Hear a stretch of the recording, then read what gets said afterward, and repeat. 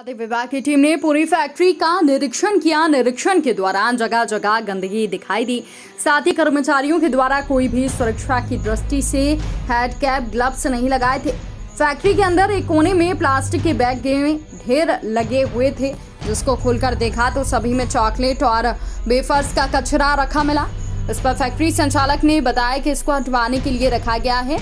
इसके बाद टीम ने junior strawberry wafers, rich berries chocolate wafers और पीसी शक्कर बिस्किट के सैंपल लिए हैं।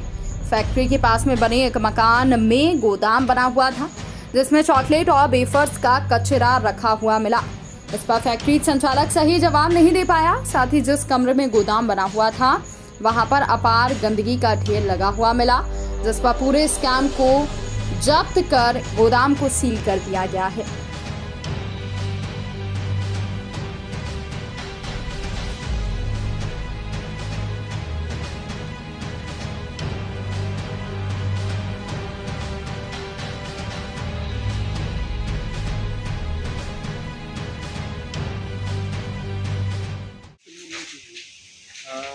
संदर्भ में सूचना प्राप्त हुई थी।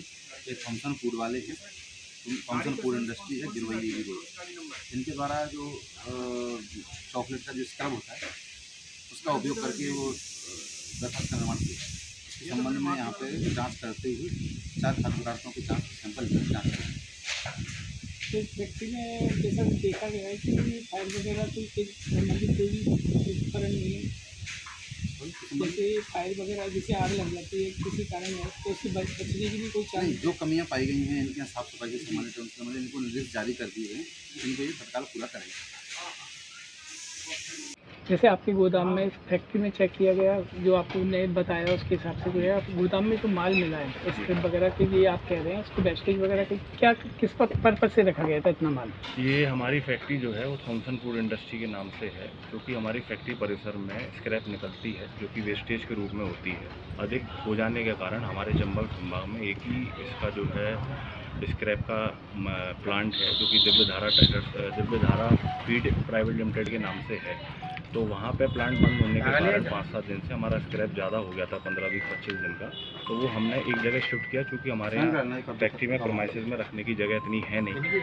थोड़ी बहुत जितनी जगह उतने हमने रखा, नहीं तो फिर हमने एक स्पेस लेकर के उसको वहाँ डंप किया कि जिससे हम 5-7 दिन में इसको डिस्पैच कर पाएँ। लगभग देखा गया है फैक्ट्री में आपके जगह होने के बाद भी आपने अलग से बिल्डिंग में कमरा लेकर जो सामान को रखा है, क्या कारण है? कि कारण ये है साहब कि इसको स्क्रैप को हम अगर रखेंगे तो बरसात का समय है, जिसके कारण से हम रखेंगे तो हमारे यहाँ मक्खी बहुत ज़्यादा होंगी और बहुत ज़्यादा गंदगी होगी। इसके कारण से हमने जितना टीन शेड के नीचे आ सकता था उस पार्ट का हमने रख दिया, इसलिए हमने शिफ्ट किया।